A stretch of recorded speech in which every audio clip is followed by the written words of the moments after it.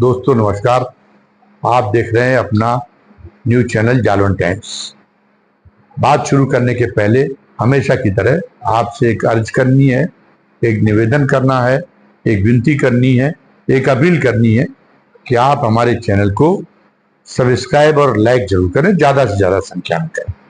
और साथ ही इसमें जो बेल आइकॉन है, जो घंटी की आकृति का बटन होता है, उसको दबा दें, क्योंकि इसको दबाने से ये होगा कि आगे जो भी वीडियो हम डालेंगे उस वीडियो का नोटिफिकेशन आपके पास तत्काल पहुंच जाया करेगा, उसकी तत्काल आपको सूचना हो जाया करेगी।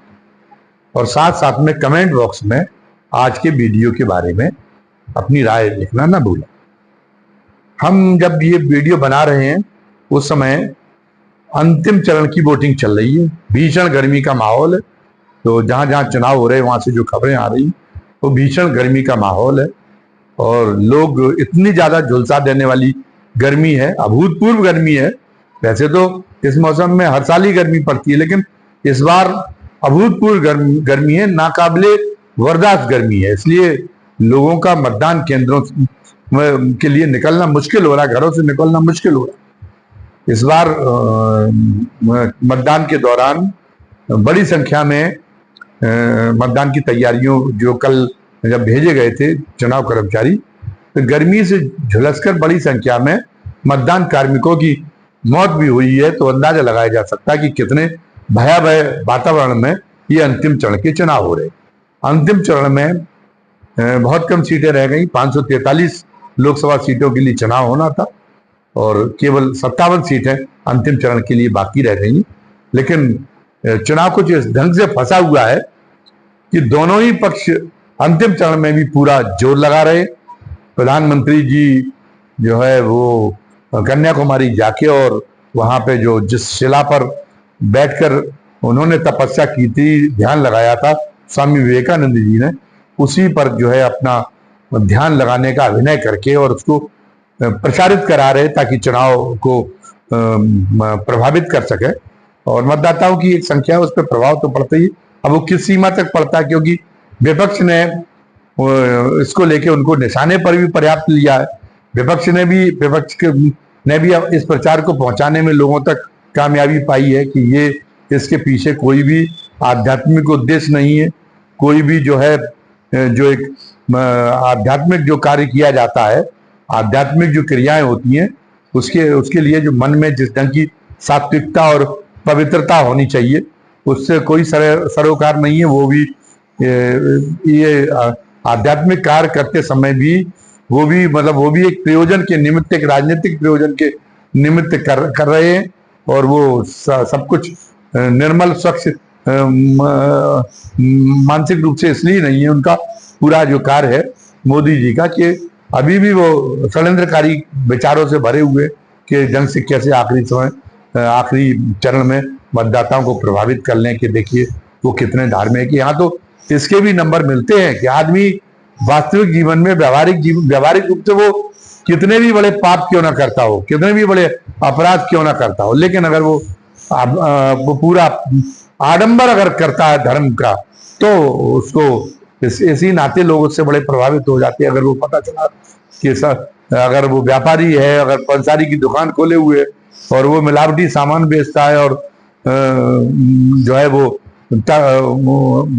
भी मार लेता, तराजू भी में भी मार लेता है, तमाम सारा वजन भी कम कर लेता है, लेकिन अगर वो इसके बावजूद भी वो मंदिरों में जाता है, समय समय पर भंडारा कराता है, साल भर में एक बार कथा कराता है, सुबह दुकान में पहले जाता है, दुकान बाद में खोलता है, पहले 2 घंटे पूजा करता है और उसने घर पे एक मंदिर बना रखा होता है जिसमें बाकायदा एक पुजारी जी आते हैं जिनको वो अच्छी खासी तनख्वाह देता है, तो लोग उसे धार्मिक समझते हैं। जबकि ईश्वर अगर कोई इस दुनिया में मौजूद है तो ईश्वर कोई आदमी तो है नहीं कि उसकी तरह, आदमी की तरह उसके मन में उसकी छोटी मानसिकता होगी, ओछी मानसिकता होगी कि जो मेरी ज्यादा चाटुकारिता कर ले वो जो है हम उस पर प्रसन्न हो जाएंगे, वो भले ही कुछ भी करता रहे। ईश्वर तो ऐसा होता नहीं। ईश्वर के तो नियम बिल्कुल निर्धारित नियम है, ईश्वर कह लो या कुदरत कह लो, उसमें कोई रहम नहीं है और उसमें कोई जो है ये भी नहीं कि वो अगर आप पता चला कि ईश्वर को गाली दे दो तो वो मात्र इस बात से कुपित हो जाए और आपका कोई अनिष्ट कर दे। उसके अंदर वो तो एक वीतराग है ईश्वर तो पूरी तरह, उसके जो नियम है उसके नियमों के तहत काम होता है। अगर आग का धर्म, आग नियम यह है कि अगर आप आग में अगर अपना हाथ डालेंगे तो जल जाएगा, आग में जो भी चीज छोड़ेंगे तो वो जल ही जाएगा, चाहे जितने मंत्र पढ़ें और चाहे जितनी आप ईश्वर भक्ति करें। तो ईश्वर का इंसाफ तो बड़ा साफ इंसाफ है, वो तो बड़ा निर्मोही है, बहुत निर्लिप्त है। उसके पास में ना उसको गाली देने से कोई फर्क पड़ता है और ना उसकी चमचागिरी के फर्क पड़ता है। फर्क पड़ता है केवल आपकी करनी से कि आपकी करनी कैसी है। तो कहने का मतलब यह है कि इसके कि मोदी जी ये जो अभिनय कर रहे हैं वो हर चुनाव की बात नहीं करते। उन्होंने तमाम सारे, वो तो एक तरह से मूल रूप से ये कहा जाता है कि मोदी जी को व्यक्तिगत क्षमताएं तो खैर उनमें होंगी, तभी उद्योग जगत ने भी उनको अपनाया हुआ, लेकिन कारपोरेट जगत ने और उद्योग जगत ने उनको एक राजनीतिक क्षेत्र में एक सबसे बेहतर मोहरे के रूप में तलाशा और उसके बाद में तराशा है। तो वो तमाम सारे गुर जानते हैं, जैसे वो बिजनेस के क्षेत्र के लोग जानते हैं, जो बिजनेस टाइकून है वो तमाम गुर और वो मंत्र जानते, तमाम वो कलाएं जानते हैं जिनसे वो अपने प्रोडक्ट को ज्यादा से ज्यादा उसकी सेल कर सकते हैं बाजार में और ज्यादा से ज्यादा मुनाफा कमा सकते हैं। इस कला में उनका कोई जवाब नहीं होता ये, और ये भी एक तरह से कला ही है।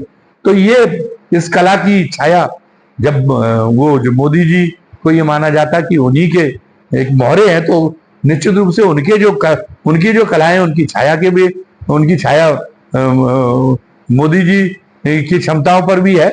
तो मोदी जी भी उन कलाओं में निष्णात हैं। मैं पीछे कहूं तो ये तो थोड़ी कम बात होगी, उनका व्यक्तित्व का पूरा बखान नहीं होगा। मैं तो ये कहूंगा निष्णात है, बल्कि इन मामलों में लोगों को प्रभावित करने के मामले हैं। ये तो वो जो बिजनेस के क्षेत्र के जो बहुत तीरंदाज हैं, दुनिया के चोटी के तीरंदाज हैं, उनसे भी कहीं आगे है।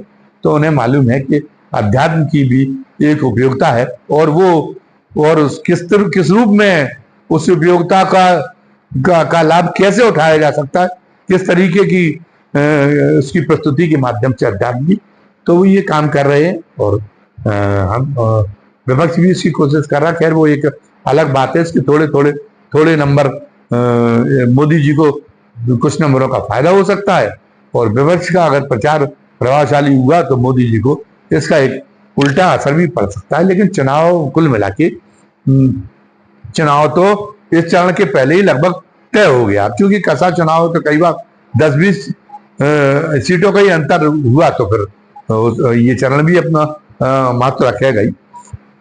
मैं इस बात में अब चूंकि नजदीकी आ गया, शाम को एग्जिट पोल भी आने लगेगा, तो मैं अब चुनाव परिणाम क्या रहने वाले हैं इस पे बहुत ज्यादा चर्चा नहीं करने पा जाता। मैं चर्चा आज कर रहा हूं जो सोशल मीडिया इस बीच में जिस ढंग से उभर के सामने आई है चुनाव विश्लेषण के मामले में, और खासतौर से यूट्यूब पर जो चर्चाएं सामने आई हैं, इस बार इलेक्ट्रॉनिक मीडिया को उसने पीछे छोड़ दिया, प्रभाव में भी और क्वांटिटी में भी, क्वालिटी में भी और क्वांटिटी में भी। दोनों में जो सोशल मीडिया है, जो यूट्यूबर है, वो पीछे छूटते हुए नजर आए। तो एक जब इलेक्ट्रॉनिक मीडिया आया था, तो इलेक्ट्रॉनिक मीडिया ने दर्शकों को प्रिंट मीडिया की तुलना में बहुत बड़े पैमाने पर आकर्षित किया था। प्रिंट मीडिया बहुत पीछे छूट गई थी, बल्कि एक समय तो ये कहा जाने लगा था कि प्रिंट मीडिया का कहीं वजूद ही खत्म ना हो जाए, लेकिन वजूद उसका खत्म नहीं हुआ, बल्कि कुछ लोगों की निगाह में जो एक खास जिनका एक बौद्धिक स्तर है, वो ज्यादा प्रमाणिक मानते प्रिंट मीडिया को और इलेक्ट्रॉनिक मीडिया से। वो इलेक्ट्रॉनिक मीडिया को भी चाव से देख लेते हैं, लेकिन वो वेरीफाई करने के लिए जो है वो उसी का आसरा रखते प्रिंट मीडिया का। तो प्रिंट मीडिया का इस दृष्टिकोण से उनका अपना एक स्पेस है, और वो वहां उनकी एक वजनदारी बन गई। उसके बाद में ये सोशल मीडिया आया, तो सोशल मीडिया लगा कि ये उससे बड़ा तूफान साबित होगा, और ये कहीं इलेक्ट्रॉनिक मीडिया को निगल के ना रह जाए। तो इलेक्ट्रॉनिक मीडिया, तो ये था कि इलेक्ट्रॉनिक मीडिया इलेक्ट्रॉनिक मीडिया में ज्यादा निवेश की जरूरत थी, क्योंकि उसके इक्विपमेंट ज्यादा महंगे होते हैं। उन्होंने इसके अलावा उनको सब कुछ दिखाना होता है, तो विजुअल लेने के लिए उनको अपने संवाददाताओं को सब जगह भगाने की जरूरत पड़ती है, तो उसमें भत्ते भी देने पड़ते हैं, उसमें जो है वो पेट्रोल का भी वो भी व्यय भी झेलना पड़ता है, उसमें बराबर जो है, और उनका जो है होटल वोटल रुकने का, तो उसका खर्चा कई गुना प्रिंट मीडिया के तुलना में कोई बढ़ गया था, उनका बढ़ गया था। तो लेकिन उसमें लोग उद्योगपति आए, और उद्योगपति ने उद्योग समझ के आए, जिनका कोई ये नहीं था कि पहले तो कुलीनता की परिभाषा ये मानी जाती है कि कुलीनता मानी ये नहीं कि आपके पास में पैसा बहुत आ गया कहीं से, इसलिए नम धनाढ़ कुलीन नहीं माने जाते थे। कुलीन तब होता था कि धन के साथ में वो जो कलाओं के पक्ष का भी मर्मज्ञ हो, उनका भी वो संरक्षणदाता के रूप में वो अपनी उसकी एक छवि हो कि कलाओं का भी वो संरक्षण करता है, वो एक दयालुता की भी एक छवि हो, उसकी एक परोपकार की भी छवि हो, उसके रहन सहन में एक नफासत हो, एक भव्यता के साथ साथ में नफासत भी हो, है उसके बोलचाल में भी नफासत हो, तो तमाम सारी ये गुण मिलके और वो एक कुलीन एक उसको एक देते थे। तो एक तरह से कुलीनता का दर्जा तब किसी को हासिल हो पाता था, केवल पैसे से नहीं हो पाता। आज हम देखते हैं कि ये दौर आर्थिक उदारीकरण के बाद में ये दौर आया, इसमें कई धनाढ़ पैदा हो गए। हमारे अदानी जी हैं, यो अभी दुनिया के नंबर 2 के सबसे बड़े आदमी बन गए थे, लेकिन अदानी जी का क्या कि अदानी जी जो चैरिटेबल काम है उसके लिए कोई पैसा नहीं देते। तो अदानी जी के बारे में ये नहीं कहा जा सकता कि जो कुलीनता बिरला जी की और टाटा जैसे उद्योगपतियों के अंदर है, वो कुलीनता उनके अंदर ही होगी। तो ऐसे जो आए थे बीच में, तो अखबारों में भी चिटफंड कंपनी वाले निवेश करने लगे थे, तो चिटफंड कंपनी वाले तो वो जो फ्रॉड से ही पूरा पैसा कमा रहे, वो कोई उत्पादक गतिविधियों से तो कमा नहीं रहे थे। तो उनका उसका प्रभाव उनके पैसे पे, जैसा खाएगा अन्न वैसा बढ़ेगा मन, तो उनके अन्न से उनके अन्न को खा के, मतलब उनकी पैसे से जो मीडिया चल रही थी, वो मीडिया भी उसी तरीके की थी। वो उसमें भी फिर ब्लैकमेलिंग, और वो पता चला कि वो किसी को भी संवाददाता किसी भी ब्लैकमेलर को बना देते थे जो ज्यादा विज्ञापन दिला सके, है फिर वो अपना धंधा करता था। तो अब इलेक्ट्रॉनिक मीडिया में जब ज्यादा पैसा होने लगा और उसी ढंग के नमधनाढ़ आ गए जो कुलीनता की बोध से जो अभी परे है, कुलीनता का बोध जिनके अंदर नहीं आया, वरना तो वो अधूरापन महसूस करें पैसे के बाद में। तो जब उनका एकमात्र काम मुनाफा ही कमाना है, नग्न नाच करके वो उनके जो है वेश्याओं के जो ढंग से पैसे कमाती है, उस ढंग से पैसे कमाने की फितरत जब उनकी है, तो उन लोगों ने वो मीडिया के क्षेत्र में भी आगे वही उसी गंदगी को फैलाने का काम किया जो ऐसे ऐसे होता है। तो उसमें मीडिया में ये था कि उसकी टीआरपी, उसको ज्यादा से ज्यादा मुनाफा दे, बिजनेस बनाने के लिए उन्होंने टीआरपी के नाम पे कुछ भी करो, कैसी भी संदर्भ से काट के खबरें प्रस्तुत करो, अनावश्यक सनसनी को बढ़ाने का काम करो, ये सारे काम करे। उसमें जैसे पीतर और बटेरों की नवाबों में लड़ाई होती थी, ऐसी अलग अलग पार्टियों के अलग अलग धर्मों के लोगों को बिठा के अपने चैनल पर घंटे 2 घंटे की बहस कराओ, भले ही उससे समाज का वातावरण प्रदूषित होता हो। अब उन्होंने जो इस बीच में योगदान किया है इलेक्ट्रॉनिक मीडिया ने अपने दौर में, अभी तक जो लोग, उससे लोगों को वितृष्णा हो गई और पर्याप्त आलोचना उसकी शुरू हुई। तो उसके बाद में जब ये सोशल मीडिया आई, तो सोशल मीडिया एक तरह से लगा कि विचारों की जो पत्रकारिता, जो एक तरह से विचारों की जो पत्रकारिता होनी चाहिए, उस तरह जो प्रिंट मीडिया के शुरू के दौर में थी, एक तरह से मीडिया फिर उसी दौर में लौटाने का ये काम कर रही। ये जो है ये जो सोशल मीडिया है, वो चाहे वो जो है वो हो जो वेबसाइट हो, और चाहे वो यूट्यूब हो, और यूट्यूब तो अब यूट्यूब को तो दिखने को भी मिल जाता, तो वो विजुअल का भी काम कर रहा है और उसमें विचार भी होते। लेकिन इस चुनाव में हमने देखा कि यूट्यूब भी उसी पतन के रास्ते पे जा रहा है जिस पे इलेक्ट्रॉनिक मीडिया आगे बढ़ गया था। हम हो सकता है कि भारतीय जनता पार्टी की तमाम सारी नीतियों से सहमत ना हो, हमें ये लग रहा हो एक पत्रकार के नाते कि 10 साल इनके पर्याप्त हो गए, जो कुछ ये इनके मन में था, जो अच्छा ये कर सकते थे वो 10 साल में कर सके। लेकिन और अब आगे इनके पास में दिखाई नहीं दे रहा कि इनके पास में कुछ अच्छा करने के लिए कुछ बचा हो। ये सोच की एक सीमा थी, वो उसको वहां तक ये संतृप्त हो चुके, वहां तक अच्छा करने के लिए। अब ये अच्छा नहीं करेंगे, ये अपनी सत्ता मजबूत करने के लिए, सत्ता मजबूत रखने के लिए ये जो है वो सब अनर्थकारी काम अब करने में ये लग गए, क्योंकि इन्होंने अपना एक ध्येय बना लिया कि हम कैसे जो है सत्ता में बने रहें और हमारी सत्ता का विस्तार और कैसे हो सके और पूरी सर्वसत्ता हमारी देश में कायम हो सके। तो इसलिए ये पतन के रास्ते पर चले गए। तो ये एक हमारा हो सकता है, लेकिन हम एक व्यक्ति हैं, हम पत्रकार होने के बावजूद भी हम कोई किसी दूसरे लोग से पैदा हुए तो है नहीं कि जो हम जो है सारे लोगों की बुद्धि, पूरे समाज की बुद्धि से हमारी बुद्धि ऊपर हो सकता है कि कई बार तो ये रहता है कि जो एक बिना पढ़ा लिखा मजदूर है उसका कॉमन सेंस, उसकी सहज बुद्धि हमसे ज्यादा प्रखर हो। तो मतदाताओं की, जो मतदाता है जिसमें आम लोग शामिल है, वो फैसला करेंगे, वो जनादेश पारित करेंगे। और मैं लेनिन के सूत्र में विश्वास करता हूं कि सामूहिक रूप से जनता कभी कोई गलत फैसला नहीं देती।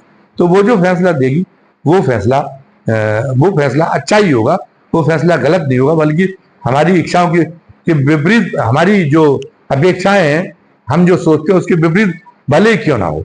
तो हमें एक बहुत तटस्थ भाव से उन चीजों को रखते हुए हमें होना ये चाहिए था कि हमें मुद्दों पे केंद्रित रखना चाहिए था। और शुरुआत में यूट्यूबर ये काम कर ही रहे थे मुद्दों पे, क्योंकि हम ये नहीं मानते कि हम जिनके हट जाने की अब कामना कर रहे हैं कि नहीं अब कुछ परिवर्तन होना चाहिए, और उनकी जगह पे जो आ रहे हैं वो कोई बहुत दूध के धुले हुए, वो कई मामलों में तो जिनकी वजह से हम इनको कोस रहे वो इनसे आगे। अगर हम ये कह रहे हैं कि नहीं ये तो मीडिया तो की स्वतंत्रता को पूरी तरह से समाप्ति कर देगा, तो हमने उन लोगों को भी देखा जो सत्ता में आने वाले, उनका दौर भी देखा। उन्होंने भी हल्ला बोल अभियान चलाया था तो मीडिया की क्या दुर्दशा की थी।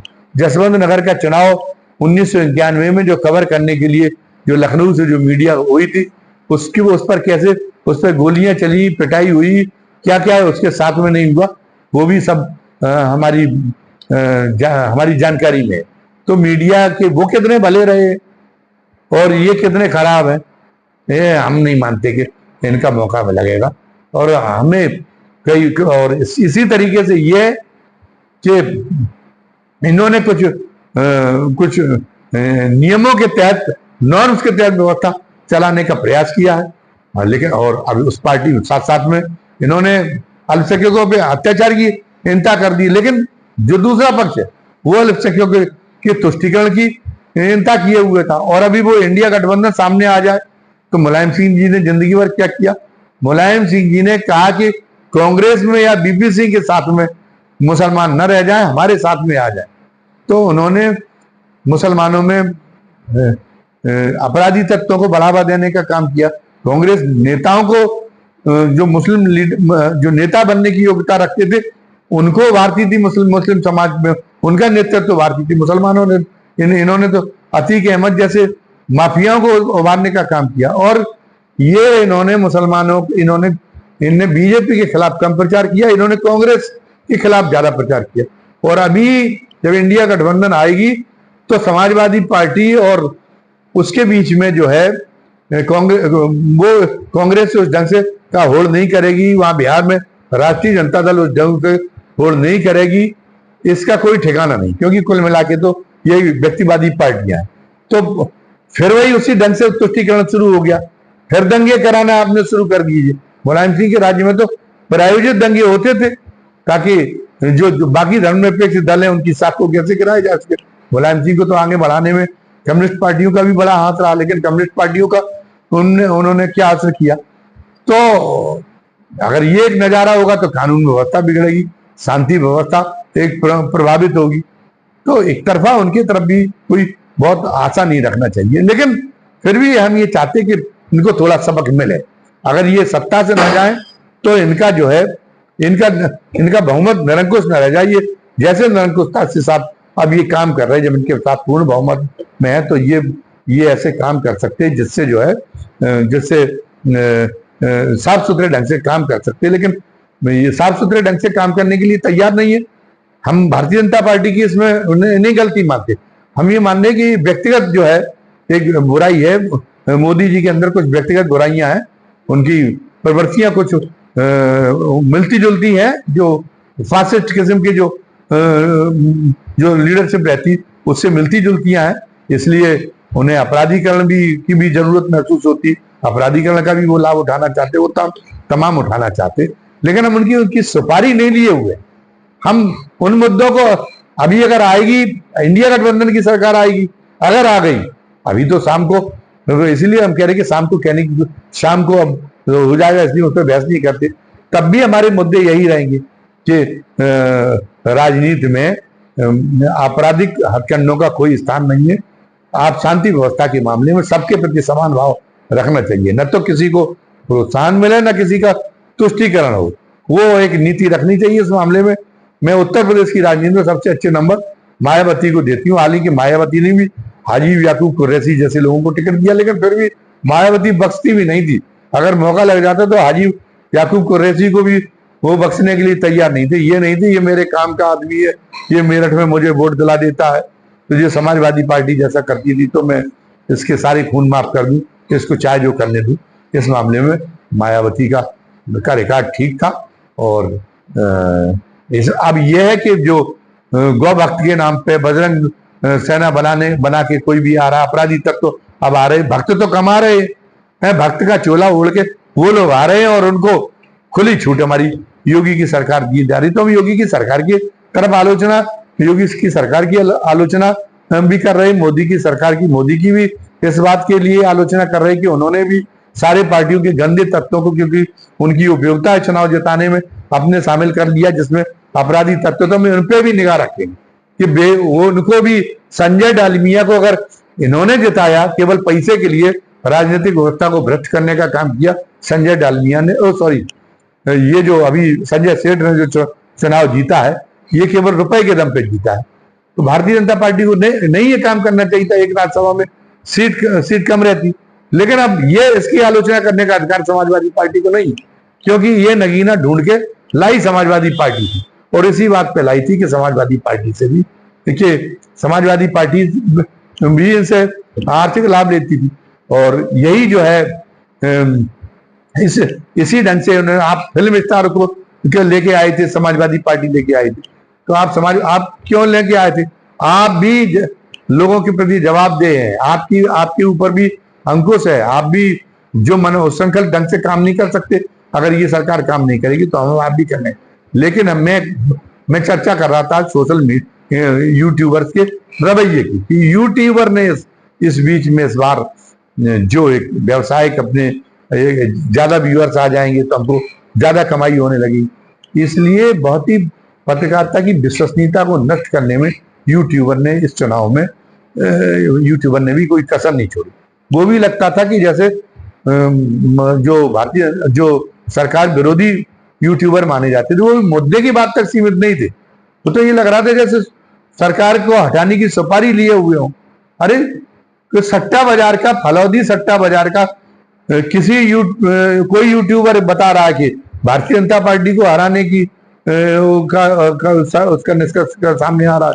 कोई बता रहा है कि इंडिया गठबंधन को बुरी तरह से पीछे छोड़ने का आ रहा है। कोई यूट्यूबर बता रहा है कि विदेशी एजेंसियां जो है वो करा रही हैं, हर देश अपने अपने तरीके से सर्वे करा रहा है, और उसमें ये जो है उस सर्वे में ये बताया जा रहा है कि भारतीय जनता पार्टी सत्ता से आ जाएगी या भारतीय जनता पार्टी सत्ता में रिपीट करेगी। आखिर आपको पता कैसे चला कि दुनिया के दूसरे देश ने, अमेरिका ने ये सर्वे कराया और इसके आंकड़े ये, आपको पता कैसे चला? आप बिना किसी प्रमाणिकता के आप चर्चा करते हैं। आज के चुनाव में है, अरे हर चुनाव में, हर निर्वाचन क्षेत्र में मतदाता मशीनें खराब होती हैं। आप केवल इसलिए व्यूअर ज्यादा आ जाए तो लोगों को भ्रमित करने के लिए आपने एकदम डाल दिया कि प्रधानमंत्री के निर्वाचन, मतदान शुरू होते ही प्रधानमंत्री के निर्वाचन क्षेत्र में भी हुआ खेल। अरे इसमें खेल काहे का है?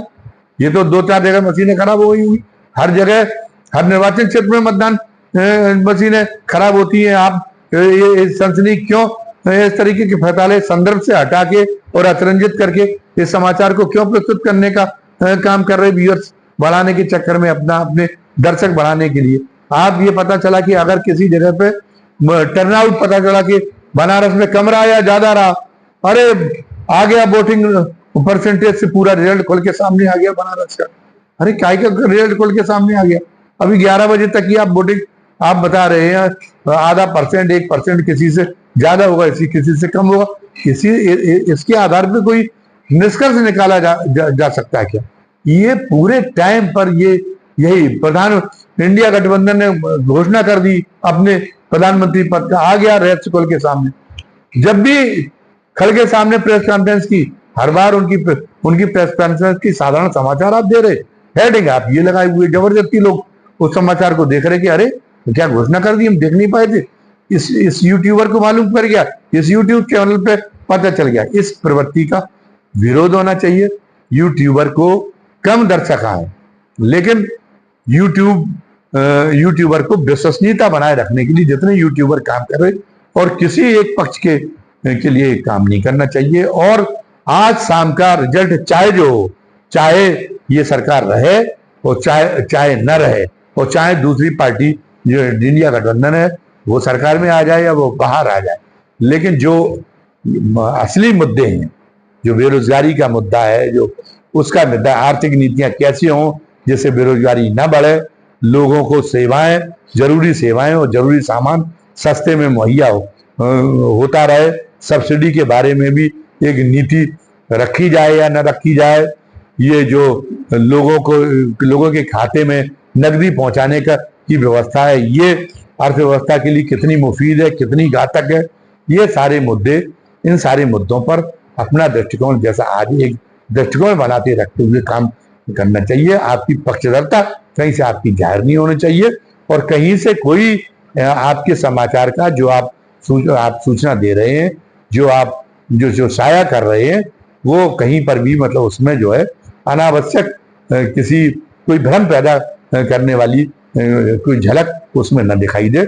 इसके लिए यूट्यूबर्स को सतर्क रहना पड़ेगा। अब ये कितना सबक लेते हैं, वरना यूट्यूबर धूमकेतु साबित होके रह जाएंगे।